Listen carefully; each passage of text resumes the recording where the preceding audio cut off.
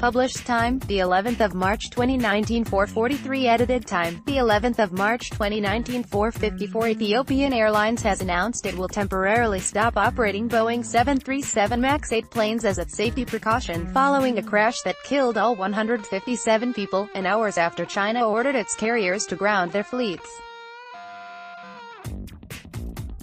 Although we don't yet know the cause of the crash, we had to decide to ground the particular fleet as extra safety precaution, the airline said. Details to follow.